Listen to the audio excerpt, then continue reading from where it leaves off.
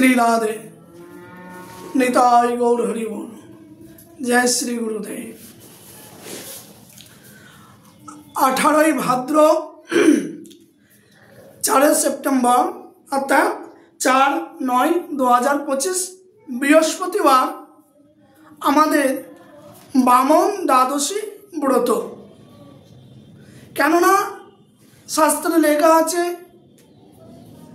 बछरे 8टी महा द्वादशी पड़े एइजन्य एकादशी हय ना, द्वादशी व्रत पालन करते हय। ताई এই যে বামন দ্বাদশী এটা মহা দ্বাদশী।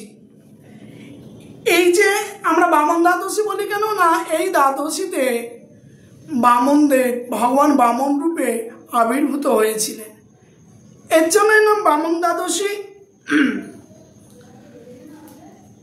একে শ্রবণা দ্বাদশী বলা হয় এবং বিজয়া বিজয়া দ্বাদশীও বলা হয়। তা বর্তমান আপনারা বামন দ্বাদশী ব্রত করবেন 4 সেপ্টেম্বর 2025 বৃহস্পতিবার। আর মধ্যাহ্নে বামন দেবের অভিষেক, মধ্যাহ্ন মানে আপনারা 11টার সময় করতে পারেন, 12টার সময় করতে পারেন। 11:15 পদে মধ্যাহ্ন সময় পড়ে যায়, এর ভিতরে অভিষেক করে, অভিষেকে যদি আপনারা পঞ্চামৃতের ভিতরে তো মধু অবশ্যই দেবেন। এই জন্য ওই দিন বামন দ্বাদশীতে পঞ্চামৃত পান করবেন না, ওটা করবেন তারপর দিনে পারণেতে। কেন? শাস্ত্রে লেখা আছে, হরিভক্তি বিলাসে আদি লেখা আছে মধু পানে ব্রত নষ্ট হয়। হ্যাঁ, কেন? মধুটা তো সর্ষে ফুল নানান ফুল থেকে সংগ্রহ করেন, মধুমাছি, এই জন্য মধু খাওয়া মানে পঞ্চশস্য খাওয়া একই হয়ে গেল। এই জন্য আপনারা তারপর দিনে পালন করবেন, যথাসময়ে পালন করবেন। 5/9/2025 5 সেপ্টেম্বর 2025 শুক্রবার পালন করবেন। পালনের টাইম হলো 9:32 মধ্যে সূর্য উদয়ের পর। সূর্যোদয় মথুরায় হলো 6:03, কলকাতায় হলো 5:23। এইভাবে যথাসময় পালন করবেন। তাই বামন দেবের আবির্ভাব তিথি, এই জন্য আমি সংক্ষেপে কিছু বামন দেবের জন্ম বৃত্তান্ত আপনাদের কাছে আমি প্রকাশ করতে চাই। জয় শ্রী রাধে। স্বর্গরাজ্য এখন অসুরদের দখলে আছে। প্রহ্লাদের নাতি বিরোচনের পুত্র মহারাজ বলি স্বর্গের রাজা। স্বর্গের দেবতাগণ স্বর্গ ছেড়ে নানান দিকে বন জঙ্গলে ঋষিদের আশ্রমে নিজেকে আত্মগোপন করছেন, গোপনে থাকছেন অসুরের ভয়েতে। এই সময় অদিতি তার পুত্র দেবতাদের এই কষ্ট দেখে স্বর্গচ্যুত হয়েছেন, দেখে কষ্ট পাচ্ছেন মনে মনে। কশ্যপ ঋষির কাছে গিয়ে কশ্যপ ঋষির সেবা করতে লাগলেন অদিতি মাতা। কশ্যপ প্রসঙ্গে বললেন, বলো অদিতি তুমি কি বলছো? বললেন, আমার পুত্রগণ স্বর্গচ্যুত হয়ে নানান জায়গায় পরিভ্রমণ করে বেড়াচ্ছে পৃথিবীতে, এই কষ্ট সহন করা যাচ্ছে না, সইতে পারছি না। তা যাতে পুনরায় আমার পুত্রগণ দেবতারা স্বর্গ পুনরায় ফিরে পায়, আপনি সেই ব্যবস্থা করুন। কশ্যপ বললেন, দেখো আমি পুত্র প্রাপ্তির কামনাতে পিতামহ ব্রহ্মার কাছে গিয়ে আমি বলেছিলাম, তাই তিনি আমাকে কেশব তোরসন ব্রতের কথা বলেছিলেন, অর্থাৎ প্রায় ব্রত। প্রায় মানে দুধ পান করে 12 দিন দুধ পান করে ব্রত করতে হবে, বিষ্ণু ব্রত কেশব। তাতে তুমি যদি এই ব্রত অনুষ্ঠান করো শ্রদ্ধার সহিতে বিধি নিয়মে, তোমার একটি পুত্র হবে। সেই পুত্র বলির কাছ থেকে রাজ্য কেড়ে ইন্দ্রকে প্রদান করবে। অদিতি মাতা তিনি দ্বাদশী কিংবা প্রতিবার যে কোনো দিনে ব্রত শুরু করতে পারেন। কারণ কেউ যদি করেন পুত্র কামনায়, অবশ্য পুত্র হবে। যার পুত্র নয় বন্ধানারী পুত্র হয়, যদি কেশব ব্রত মা প্রায়ব্রত এই ব্রত ধারণ করে তাদের পুত্র হয়। অনেকের হয়েছে। আমরা অনেকে যারা বন্ধা নারী ছিল তাদের কাছে উপদেশ করেছি। অন্তত আমাদের হাতে 18 জনের পুত্র হয়েছে। কিংবা পুত্রেষ্টি যজ্ঞের দ্বারাই, শাস্ত্র অনুযায়ী মিথ্যা হয় না, পুত্রেষ্টি যজ্ঞের দ্বারাই পুত্র হয়। এই তো আমাদের বাতকুল্লায় আমারই শিষ্য তারা প্রসাদ ভুজি সবাই অপু পাল, তার পুত্র কামনা আমি ওর বাড়িতে যজ্ঞ করে দিয়েছিলাম পুত্রেষ্টি। তার পেটে গর্ভেতে ওই সন্তান থাকতে আমি ওর নামকরণ করেছিলাম নিত্যানন্দ। বলো বাবা মেয়ে হবে কি ছেলে হবে? বলি না, পুত্রেষ্টি যজ্ঞ পুত্রই হবে। তার পুত্র হয়েছে। তারপরে কিছুদিন পরে বলো বাবা একটু কন্যা দরকার আছে। আমি 2 বছর পরে কন্যা নেওয়া, আমার বিধি অনুসারে এইভাবে বলবো সেইভাবে নেওয়া কন্যা হবে। তারপরে কিছুদিন 5 মাস আগেই আমায় বলছে বাবা বউ তো গর্ভবতী আছে। আমি কন্যা হবেই, একবারে অনিবার্য কন্যা হবে। দেখেন রাধারানী আশীর্বাদে তার মেয়ে হয়েছে। আমি নামকরণ করব কিছুদিন পরে, কিছুদিন পরে নামকরণ করব। এই হয়েছে 5 মাস হলো। রাধে রাধে। এই জন্য শাস্ত্র বিধি অনুসারে যদি শাস্ত্র মন্ত্রপুত্র ভুল না হয় যজ্ঞে, তাহলে অবশ্যই এগুলো হয়। তাই কশ্যপ ঋষি অদিতি মাতাকে এইভাবে পুংসমনু ব্রতের কথা বলেছিলেন। কেশবব্রত বা প্রায়ব্রত ব্রত অদিতিকে বলেছিলেন। তারপরে দিদিকে কশ্যপ উপদেশ করেছিল পুংসমনু ব্রতের কথা, সেটা 1 বছর কাল, সেটা কঠিন আরও বেশি। তাই এইভাবে অদিতি মাতা প্রায় মানে দুগ্ধপান করে আর কিছু না, সারাদিন ভজন করেন, বিধি নিয়মে ভজন করতে লাগলেন। করতে করতে কী করলেন, 12 দিন যখন সমাপ্ত হলেন, ব্রতের অন্তিম দিবসে বামনদেব ভগবান বিষ্ণু সঙ্গে সঙ্গে অদিতি মাতার কাছে প্রকট হয়ে গেলেন। যখন প্রকট হয়েছিলেন তখন চতুর্ভুজ স্বরূপে, শঙ্খচক্র গদা পদ্ম রূপে। হে অদিতি, তোমার ব্রত নিষ্ফল হয় না, ফলব্রত হয়েছে। আমি এই মুহূর্তে বলির কাছ থেকে তো রাজ্য স্বর্গ যুদ্ধ করে কিংবা করে ছিনিয়ে নিতে পারি না, কেন বলে গুরু সেবা করছে, গুরুর কৃপা আছে, এই জন্য তার থেকে আমি রাজ্য কেড়ে নিতে পারি না। তবে আমি অবতীর্ণ হব, কৌশল অবলম্বন করে ছলে বলি মহারাজের থেকে রাজ্য কেড়ে নিয়ে ইন্দ্রকে প্রদান করব। দেবগুচ্ছ কথা প্রকাশ করলে হয় না। হে মাতা, তুমি এই কথা কারো বলো না। যাই যথাসময়ে যখন উপস্থিত হলেন এই দ্বাদশী, মহাদ্বাদশী, বিজয়া দ্বাদশী বা শ্রবণ দ্বাদশী, এই দ্বাদশীর দিনকে ভগবান তো গর্বে থাকেন না, ভগবান গর্বে থাকেন না, ভগবান থাকে ভক্তের মনে, হৃদয়ে। কশ্যপ ঋষির হৃদয় থেকে ভগবান অদিতির হৃদয়ে প্রবেশ করলেন। সেখান হইতে সঙ্গে সঙ্গে কশ্যপের আশ্রমে ভগবান প্রকট হলেন। এখানে সুখদেব বলছেন, সুখদেবপাদ বলছেন, ইত্যুক্তা সদৃতি রাজন সভক্তা মাত্রা কশ্যপেনা বৈ অন্নাতিষ্ঠৎ ব্রতমিদং দ্বাদশমতন্দ্রিতা। এই শ্লোকে বলছেন, সুখদেব বলছে, হে রাজন, এই প্রকারে শ্রীপতি অর্থাৎ লক্ষ্মীপতি নারায়ণ কশ্যপের দ্বারা উপদিষ্ট হয়ে অদিতির এইভাবে অদিতি মাতা আলস্য পরিত্যাগ করে তিনি ব্রত অনুষ্ঠান করতে লাগলেন। ব্রত অন্তিম দিনে শ্রী শুকোবাচ তস্বাপাদোর্ভূত্তাৎ ভগবানাদি পুরুষা পিতা বাসা চতুর্বাহু শঙ্খ চক্র গদাধর। অন্তিম দিবসে ভগবান তৎস্বাহা প্রাদুর্ভূত, ভগবান সেই কশ্যপ ঋষির আশ্রমে প্রাদুর্ভূত মানে আবির্ভূত হলেন।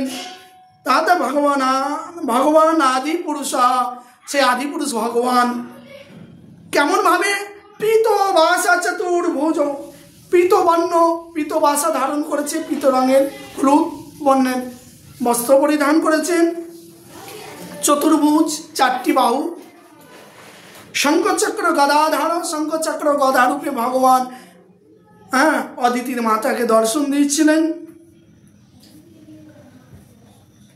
দেখতে দেখতে ভগবান অদিতির আশ্রমে খর্বাকৃতি একটা বামন, ছোট্ট একটি বামন, বট্টু বামন, বামন রূপ ধারণ করেছিলেন।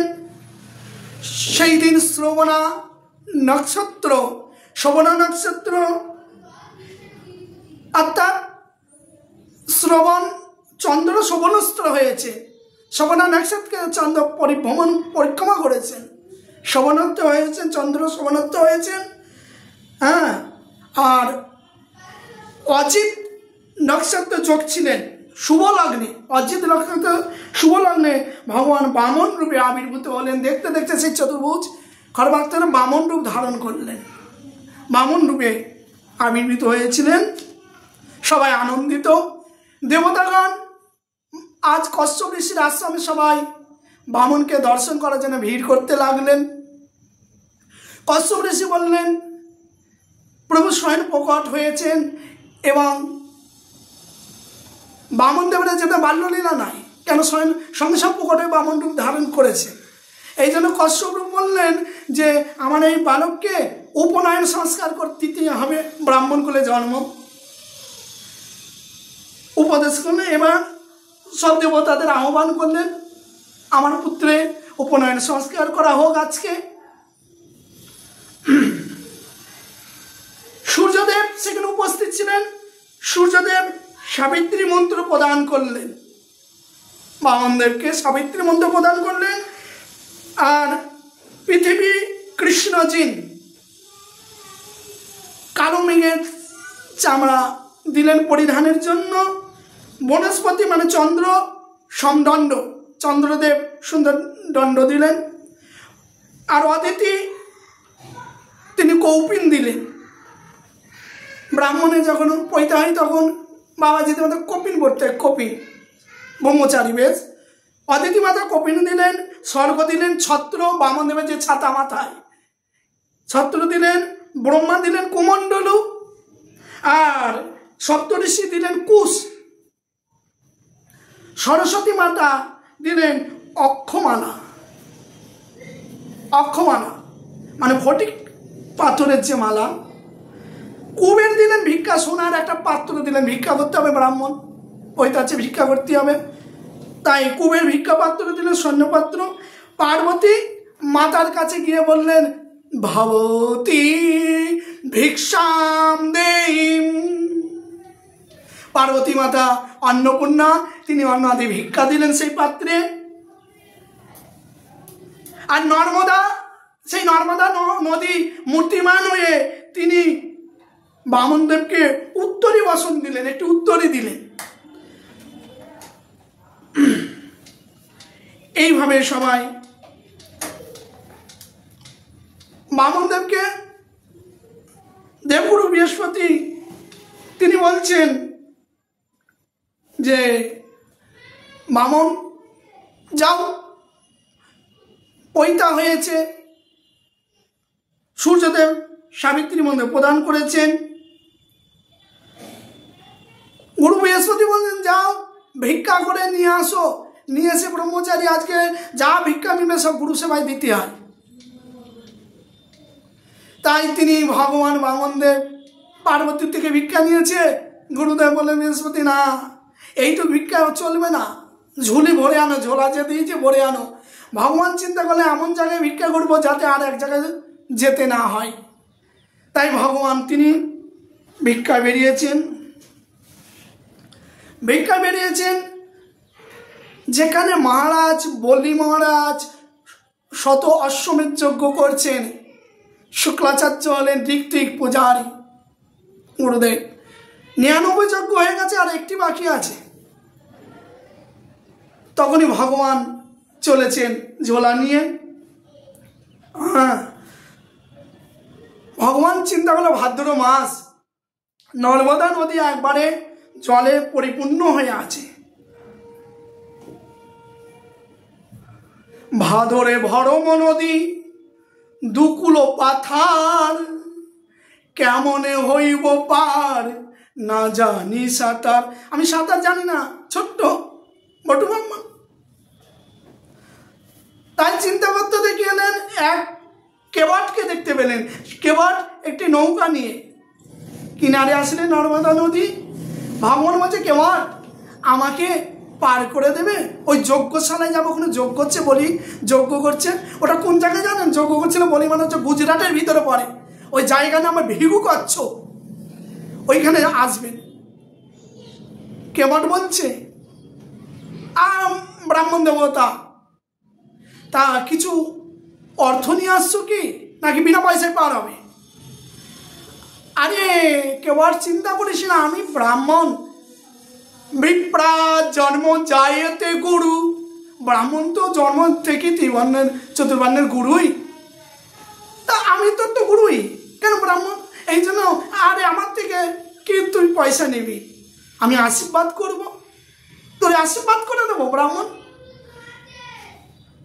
কেমন বললে, আমি ছোট্ট খড়বাকৃতি, ছোট্ট হয়েও বালক হয়েও এত সুন্দর কথা বলেন, আমার নৌকায় উঠে আসেন। কেবাট এইভাবে নৌকা নর্মদা নদীতে পরিচালনা করছেন, চলছে নৌকায়। হঠাৎ বামনদেব তার চরণ দুটি নৌকাতে মিলে বসেছেন এইভাবে। কেবাটের চোখ পড়েছে বামনদেবের চরণের দিকে, দেখছে শঙ্খ চক্র গদা পদ্ম ত্রিকোণ বালা তীর ধনু অঙ্কুশ, স্বস্তি আর জপ আর মৎস্য রথ, এইসব ভগবানের চরণে চিহ্ন থাকে। তখন দেখলে লাল কুটকুটে যেন সুন্দর যেন প্রস্ফুটিত কমল, কমল চিহ্ন। কেবাট বললেন, এ তো ভগবানের চরণে চিহ্ন থাকে, ইনি কি তাহলে নারায়ণ ভগবান অবতীর্ণ হয়েছেন? কেবাট মাছ নদীতে গিয়ে বলছে, প্রভু পয়সা না দিলে তোমার কথাতে আমি মহিতে হব না, পয়সা না দিলে আমি পার করো না। বামনের ঝুলিতে একটা টাকা নাই, শতগুরুদেবকে দিয়ে আসছে, টাকা না দিলে করি, না দিলে পার করবো না মাছে। তুই আগে বললি না কেন? মাঝ নদীতে এসে এই কথা বলছিস না, আমার না আতা নৌকার যাবে না, তবে কথা দিতে হবে প্রভু। আমি এই জগতে কেবল মাঝি, আর আপনাকে চিনতে পেরেছি, আপনি তো পরজগতে পার করেন ভক্তগণকে, আপনিও মাঝি। কেন? ভগবান ভবসিন্ধু পার করে, তাই মাঝি। আমিও মাঝি, আমি এই নর্মদা পার করি, আমিও মাঝি, দুজনই কেবট। এই জন্য আপনাকে আমি নর্মদা নদী পার করে দেব, কিন্তু কথা দিতে হবে আপনি আমাকে ভবসিন্ধু পার করে দেবেন কি?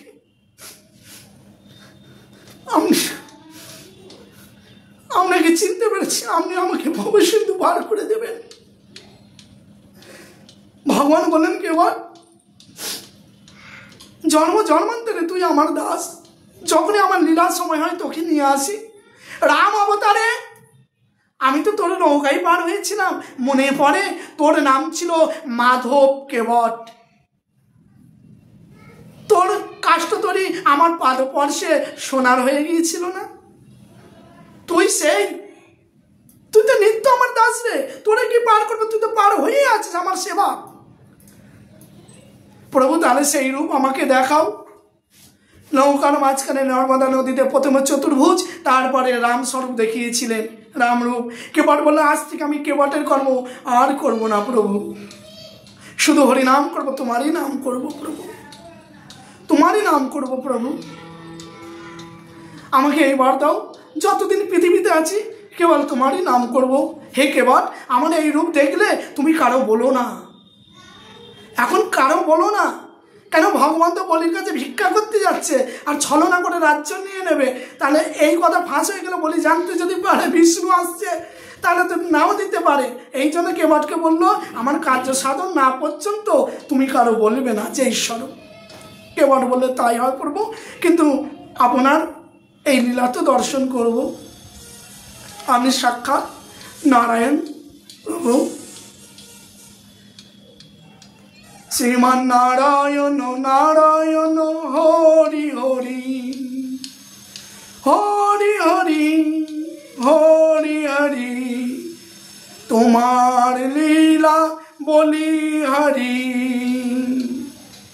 আদি পুরুষ নারায়ণ হরি হরি, ভৌমা পুরুষ নারায়ণ হরি হরি, পরমাত্মা নারায়ণ হরি হরি, জ্যোতিস্বরূপ নারায়ণ হরি হরি, শ্রীমান নারায়ণ নারায়ণ হরি হরি হরি হরি হরি হরি, শ্রীমান নারায়ণ নারায়ণ হরি হরি।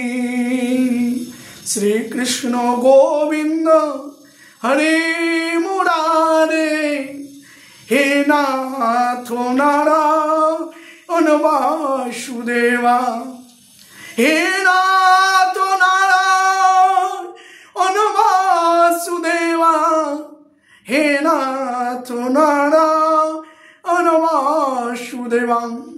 ভগবান নর্মদা নদী পার হয়ে আসলেন, ছোট ছোট চরণে আসছেন কোথায়? সে ভিগু কচ্ছ যেখানে বলি মহারাজ যজ্ঞ করছেন।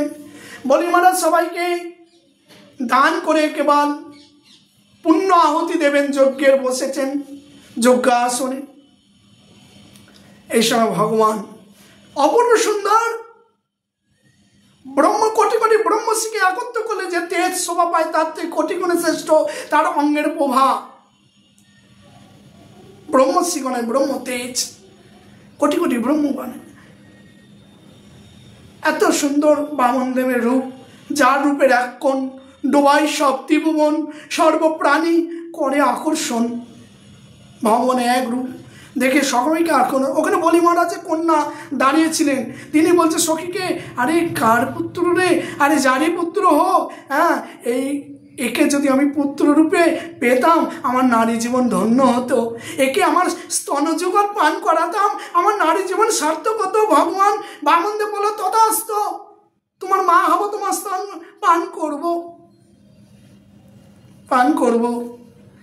যখন বলি মহারাজ সর্বস্ব ধন ভগবান হরণ করে নিল ছলেতে, তখন ওই রত্নমালা বলির কন্যা তিনি তার কুপিতা হয়ে গিয়েছিলেন। আমি একে স্তনপান করাবো বলেছিলাম, মা হবো বলেছিলাম, এর মতো পুত্র, হ্যাঁ, একে তো গালে বিষ দিয়ে, স্তনে বিষ দিয়ে মুখে দেওয়া উচিত, মারা উচিত। ভগবান বলে তারও তথাস্ত হবে। এরপরে বৈবাসাদ মন্বন্তরে আমি দাপরের শেষ ভাগে কৃষ্ণ রূপে অবতীর্ণ হব। হ্যাঁ, তুমি গোকুলে যাবে, আমাকে স্তন পান করবে বিষ দিয়ে। তুমি প্রথমে মাতৃভাব এনেছিলে, তোমাকে বর দিয়ে দিয়েছি, তোমার মা আমার স্তন পান করবো, তোমাকে আমি ধাত্রী চেতাঙ্গতিম সে ধাইমা বানাবই।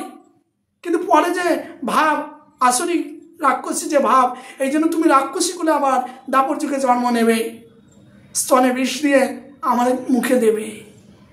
তাই কংসের প্রেরিত হয়ে পুতনা, সেই রত্নমালাই হয়েছে পুতনা, ভগবানকে বিষ দিয়েছিলেন। এই জন্য ভগবান ধাত্রী চেতাঙ্গতি ভাইমা বানিয়ে দিয়েছিলেন, গতি করে দিয়েছে। ভগবান এমন দয়ালু, কিংবা দয়ালু বজেম। সুখদেব গোস্বামী ভাগবতে বলেছিলেন এমন দয়াল কে, কার চরণে শরণাপন্ন হবে কৃষ্ণ ছাড়া। কিংবা দয়ালু বজেম। ভগবানকে দেখে এত রূপ, তিনি কন্যা আমি পুত্র রূপে কামনা করেছিলেন। বলে যজ্ঞশালায় গিয়ে ভগবান বলছেন ভাবান ভিক্ষাং দেহিম। বলি বলছেন গুরুদেব, একজন যাচক এখনো বাকি রয়ে গেছে দান গ্রহণ করার জন্য, আমি তাকে কিছু দান দিই। বলি শুক্রাচার্য বলছে, বলি বসে থাক। কেন এই আসনে বসে বলছে, এই আসন থেকে অন্তিম আহতি না দিলে উঠতে নাই, যজ্ঞপণ্ড হয়ে যাবে, উঠতে নাই। বলে বলছেন না গুরুদেব, দেখো দেখো যেন কোটি কোটি ব্রহ্মর্ষি গণের তেজ, তার অঙ্গের প্রভা, হ্যাঁ, বড় মহাপুরুষ। আমার যজ্ঞশালা দর্শন করতে যজ্ঞশালা আছে যে যাচক হিসাবে, আমি তাকে দান না দিয়ে আমি যজ্ঞই বসবো না। এইভাবে ভগবান বলি বলছেন, বলুন মহাত্মা কি চান? বলে কি আর চাইব বলো, ও ত্রিপাদ ভূমি, এক পাত দুপাত ত্রিপাদ ভূমি মানে 3 পাত ভূমি নিলে একজন বসতে পারে, এতটুক। বলে এইটুক নেবেন না, এখন আমি ভজন করবো ব্রহ্মচারী, তুমি যদি আমি ত্রিপাদ ভূমি দাও বসার মতো জায়গা, তাহলে আমি এখানে বসে ভজন করব। কেউ যদি বলে এইখানে হাট চলে যা, তখন বলবো আমি বলি এটা দান করেছি। এই জন্য আমি ব্রহ্মচারী মানুষ, ওখানে ভজন করার জন্য আমি যথেষ্ট, হ্যাঁ যথেষ্ট। বলি মহারাজ বলছেন, হাই আমি আপনাকে ব্রহ্মচারী মহাজ্ঞানী মনে করলাম, ভালো তো ভালো কি হয়?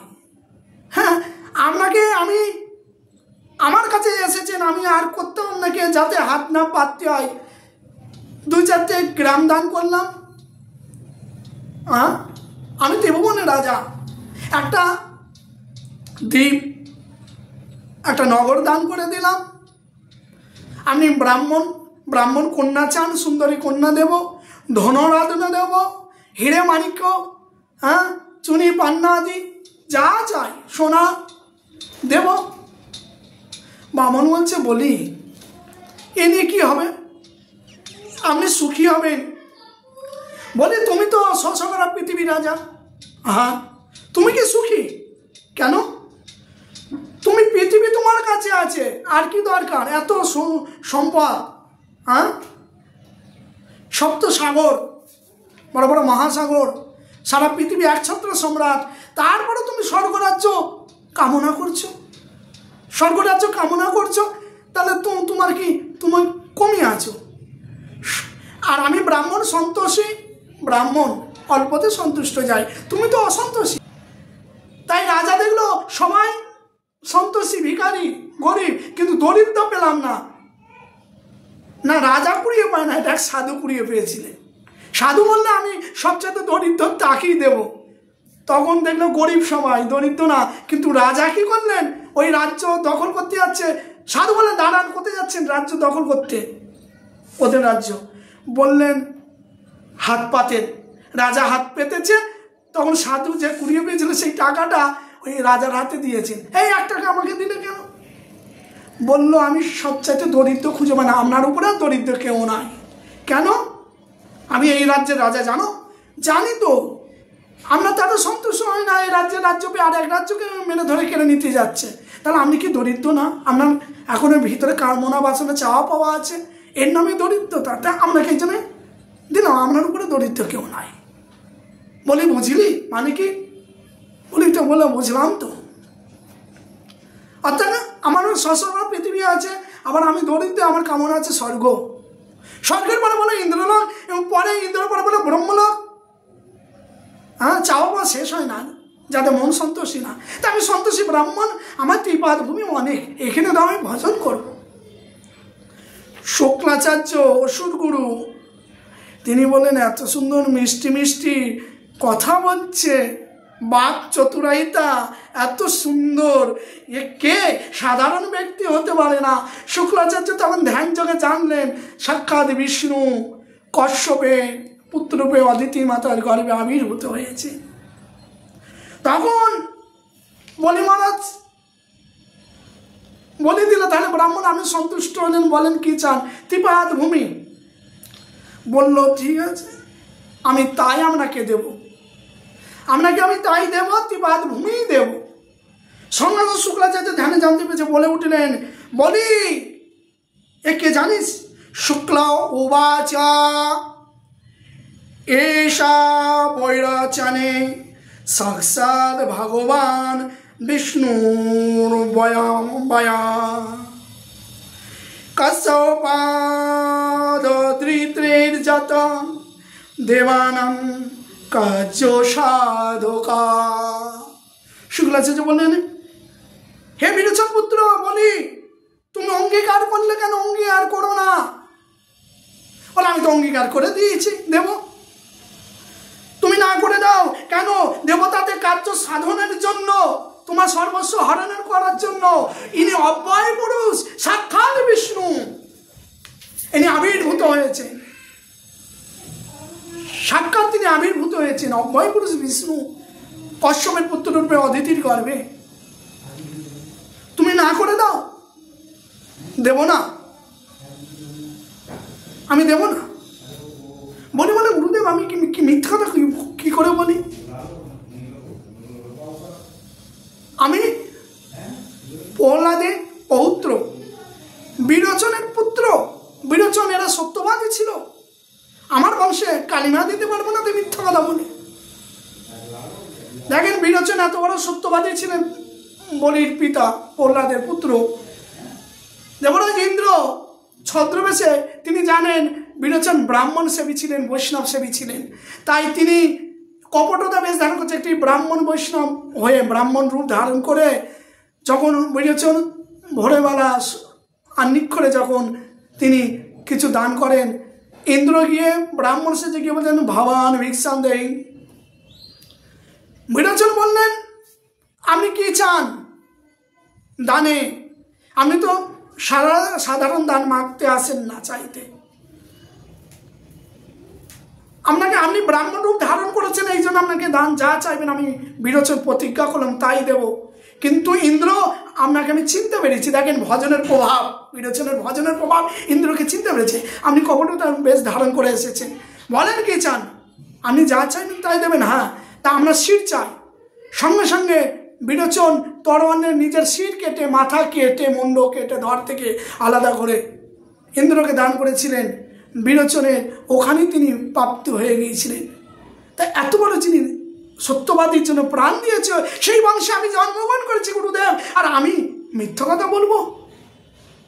সাজ বাড়াবার ধর্ম নাই, ঝুট বাড়াবার পাপ। হিন্দি চোপায় এটা। সত্যি কথায় কোনো ধর্ম না, সত্যির উপরে কোনো ধর্ম নাই, আর মিথ্যার উপরে কোনো পাপ নাই। তা গুরুদেব আমাকে পাপ কর্ম করতে বলছেন, আমি মিথ্যা বলবো? এই বেটা তুই বড় বড় কথা বলি, সব কিছু নিয়ে যাবে, তুই ভিখারি যাবে, খাবি কি? তা বলি মহারাজ দিচ্ছেন, তার সম্পত্তি ভগবানকে অর্পণ করছেন, তার শুক্লাচার্য মাথা ব্যথা হচ্ছে কেন? বলে কেন? শুক্লাচার্য বলে গুরু, তাই তার সংসার চলে ইনকাম তো শিষ্য নিয়ে। ওখান থেকে রাজকোষ থেকে তো রাজগুরু বেতন পায়। সালা রাজ্যই থাকবে না, বেতন কে দেবে? তাহলে কি করে খাবে?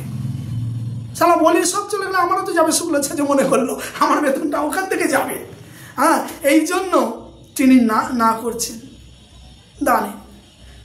বাবা দানে সৎ ব্যক্তিকে দান করতে, অসৎকে দান করলে আবার নরকে যেতে হয়। নিগম মহারাজ অসন্তুষ্টি ব্রাহ্মণকে গোদান করে তাকে ক্যাংলাশ্বরী হতে হয়েছিল। দান সবাইকে করতে নাই।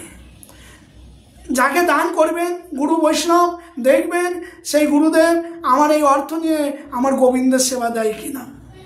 এই বৈষ্ণবকে অর্থ দিলাম, সে আমার এই অর্থ নিয়ে গোবিন্দের সেবা দেয় কি নাকি অখাদ্য কুখাদ্য নিয়ে যায়, খায় আর বিড়ি টানে, পান খায়। তাহলে ওই পয়সা তো আপনি সাহায্য করলেন, তাকে আরও নেশা করালেন, দুজনই অপরাধী। তা দানের বিচার আছে।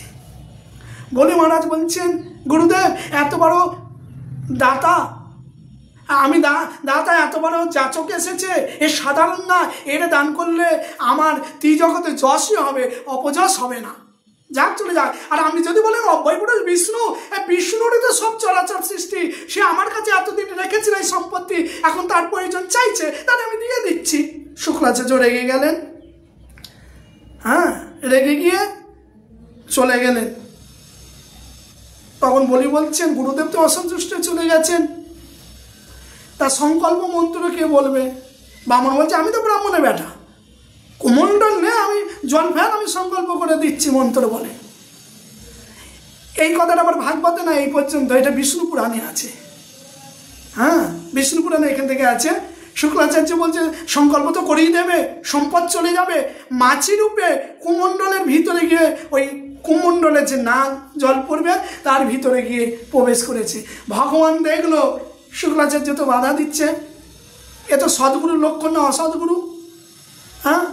শিষ্য ধনে লোভ করছে, তাকে সৎকার্য করতে দিচ্ছে না, ধর্ম করতে দিচ্ছে না।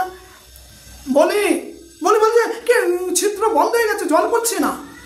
ভগবান একটা কুশ দিয়েছে, কুশ বলি এইটা দিয়ে ওর ভিতরে কোনো আবর্জনা আছে, এই জন্য এই ছিদ্র দিয়ে, নালের ছিদ্র দিয়ে কুশটা প্রবেশ করাও।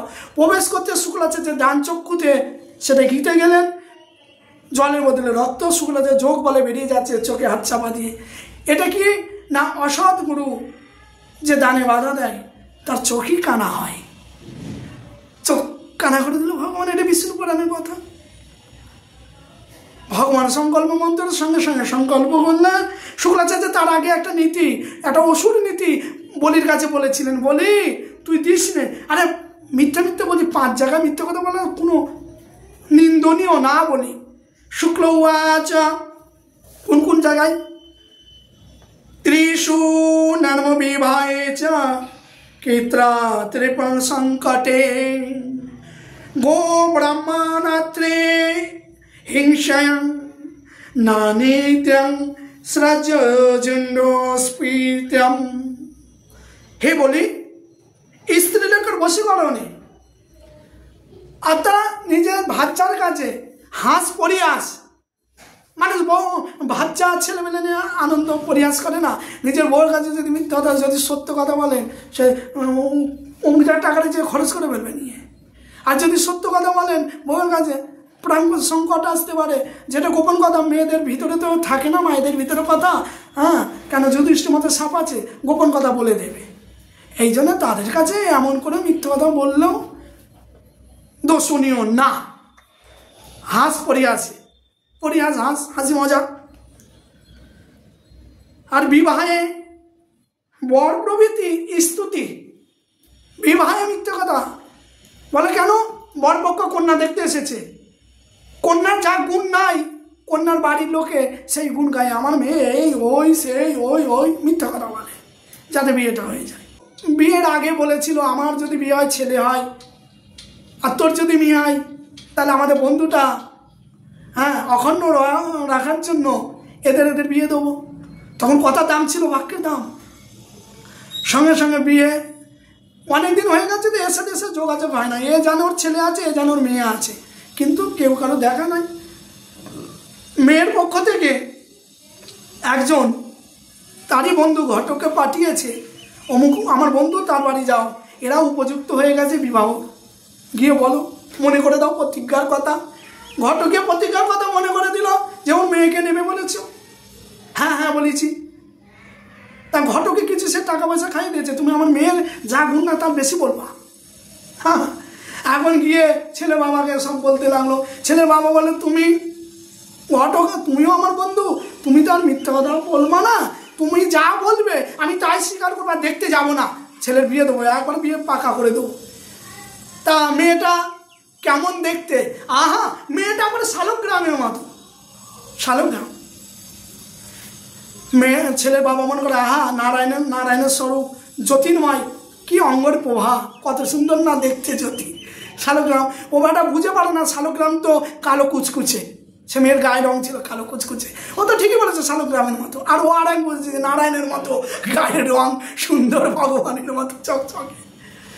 আর চোখ দুটো কেমন?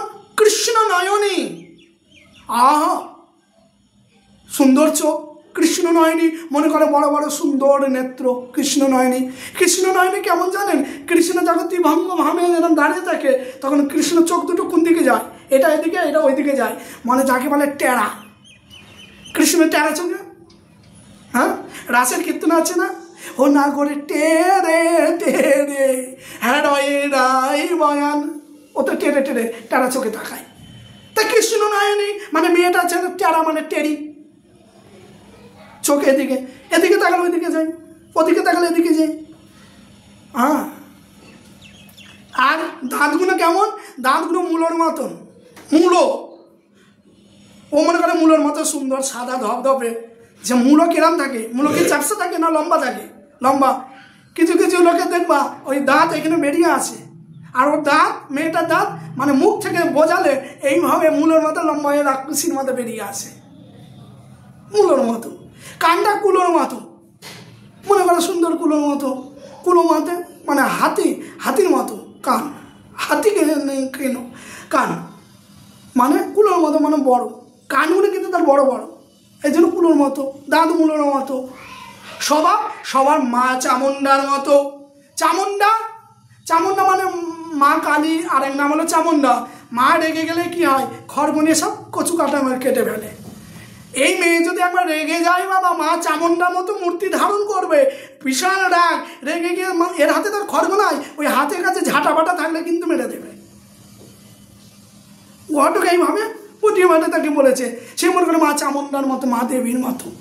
দেবী যে রেগে গেলে কি হয় তা তো জানে না। হ্যাঁ, পাকা কথা বলে দাও, পাকা কথা বলে আসলো সেখানে।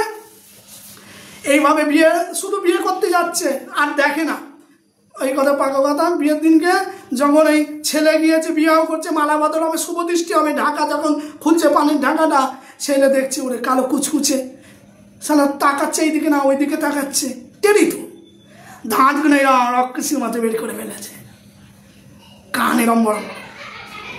হ্যাঁ, বাবা এ মেয়ে বিয়ে করবো না, কারে দিলে, এরাম এরাম দেখতে। কই না বাবা, ভালো মেয়ে তো, ঘটক বলেছে দেখো। এবার দেখে না, ওরে বাবা আছে মেয়ে কালো কুচকুচে আলকা দেওয়ার মতো।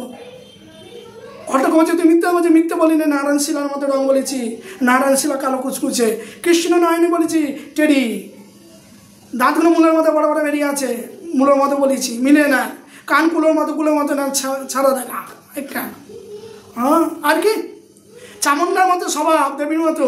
দেবী খেপে গেলে কি হয়, রেগে যায়, তখন সেই মেয়ে বলছে হ্যাঁ আমাকে এই বলে বিয়ে করবে না।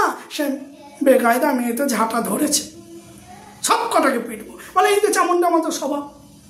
এই জন্য শুক্রাচার্য বলছেন হ্যাঁ, নর্ম বিবাহে চ, নতুন বিয়ে এইসব বড় বড় স্তুতি করে কোনো রকম দিলে অত নিন্দনীয় না। হচ্ছে না, বিয়ে হয়ে গেল 30 সাথে। কি তার প্রাণ সংকটে, প্রাণ সংকট হলে, আর তার কোনো কসাই কোনো গরু কিংবা ছাগল নিয়ে যাচ্ছে, তাকে হত্যা করবে।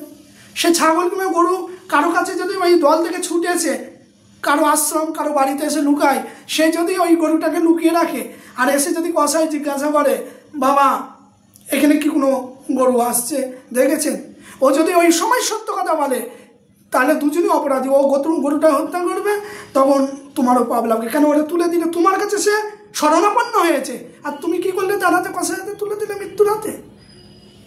তাহলে রেখে দিলে এই জায়গায় নিন্দনীয় না, এখানে পুণ্য হয়। হ্যাঁ, প্রাণ সংকটে কোনো দস্যু ব্যক্তি কোনো ভালো ব্যক্তিকে আক্রমণ করেছে, প্রাণ সংকটে তাকে বাঁচাতে হবে, বাঁচিয়ে রেখে দিলে, লুকিয়ে রাখলে না এখানে আসে না, মিথ্যে কথা। শুক্রাচার্য বলছে এত নিন্দনীয় না।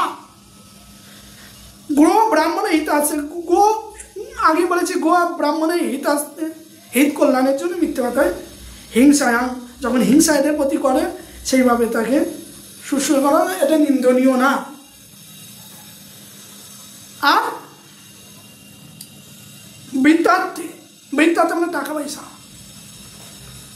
যদি আমি এটা 10 টাকা দিয়ে কিনি, আমি বিক্রি করতে যাই, যদি আমি সত্য কথা বলি দেখো এটা আমি 10 টাকা দিয়ে কিনে আনছি, সেই লোক বলে তাহলে 1 টাকা লাভ করো, 1 টাকা লাভ করলে তো সংসার চলে না, 1 টাকা লাভ করলে তো হবে না। 10 টাকা কিনে সে ব্যবসায়ী তারা মিথ্যাটাই বলে, হ্যাঁ 5 টাকা মানে 10 টাকা বিক্রি হয় ডবল। হ্যাঁ, তারা বলে এই দামে কিনে আনছি, আসলে 5 টাকা কিনেছে।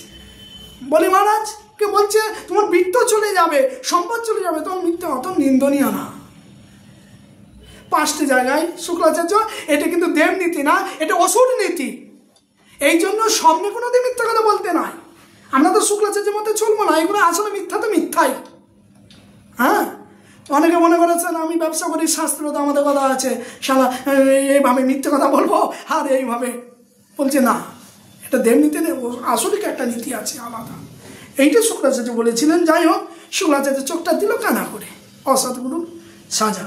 এই জন্য ভগবান হিসাবে বলেছিলেন তার শতপুত্রকে গুরুর নসাৎসাৎ, সেই গুরু না, ভাবি হবে উপদেশ করবে, তাতে শিষ্য আস্তে আস্তে এগিয়ে যাবে। নিতাই গৌর হরিবল। এইভাবে বলি শুনলেন না, গুরুদেব রাগ করে বলিকে অভিশাপ করে দিয়ে চলে গেলে শ্রী ভ্রষ্ট হয়ে যা, সম্পদ ভ্রষ্ট হয়ে যা বলে, তারপরও মোহ ছিল, ওই কুমণ্ডলের ভিতরে প্রবেশ করলো, ছিদ্র করে দিল, চোখ দিয়ে রক্ত।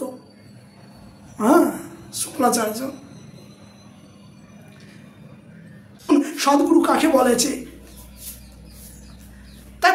শুক্রাচার্যকে আসার জেনে পরিত্যাগ করেছিলেন।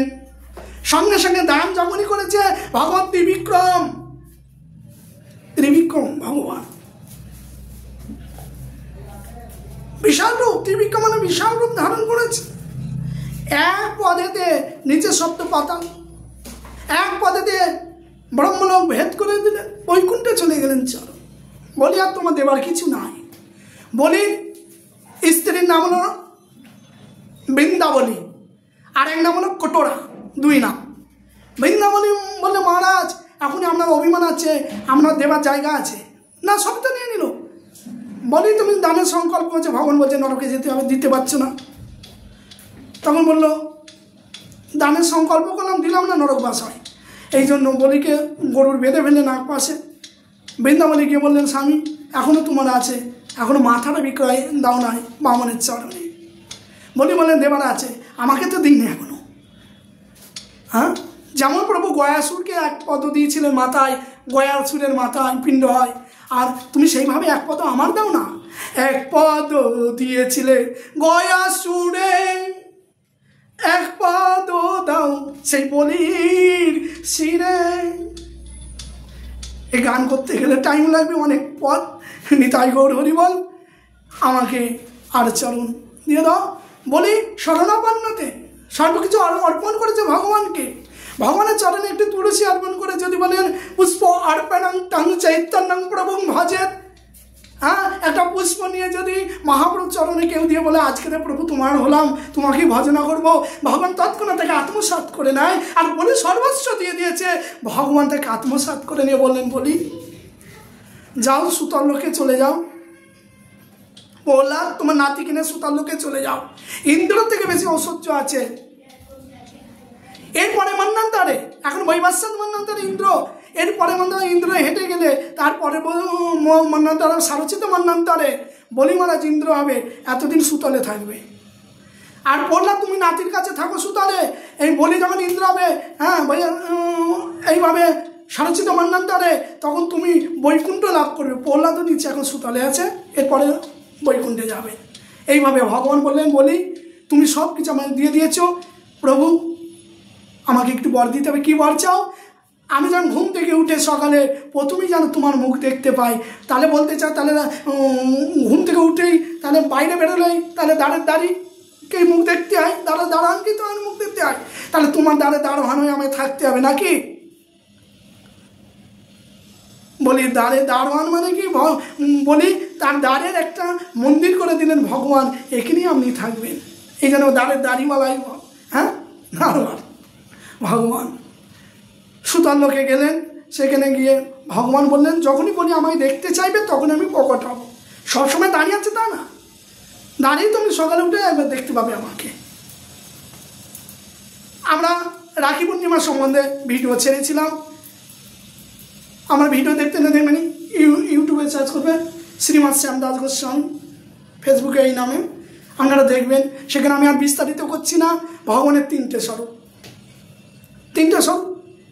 এই বামন দেবের তিনটে স্বরূপ। বলির কাছে এসেছে বামন, তারপরে যখন ত্রিবিক্রম বিশাল বিভু হলেন তখন নাম হলো ত্রিবিক্রম।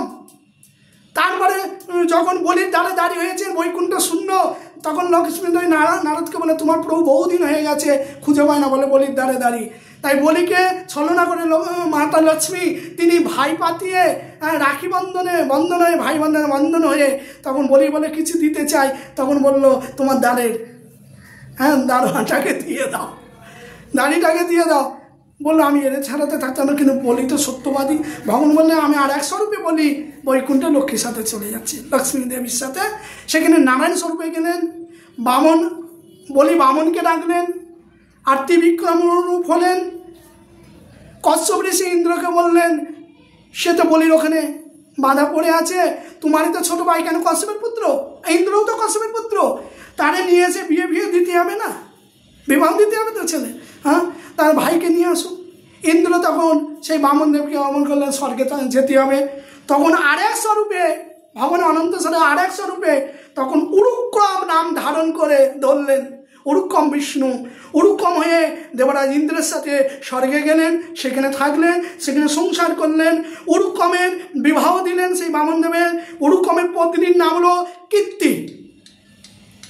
এই কীর্তির গর্ভে একটি সুন্দর পুত্র হয় বৃহস্বলোক। এই বৃহস্বলোক নামে পুত্র হয়। আবার এই বৃহস্বলোকের পুত্র সৌভাগাদি আরও অনেক পুত্র এই বামনদেবের বংশ পরম্পরা আছে। তা আমরা অনেক কথা, তো আজকে আমরা এই পর্যন্ত বামনদেবের কথা আলোচনা করলাম। নিতাই গৌর হরিবল, জয় জয় শ্রী রাধে। সবাই মিলে এই অধম পামরকে আশীর্বাদ করবেন, যেন ভগবানের কথা বলতে বলতে আমার প্রাণ চলে যায়। আমি আর কিছু চাই না, ভগবানের কথাই আমার জীবন। নিতাই গৌর হরিবল, জয় জয় শ্রী রাধে।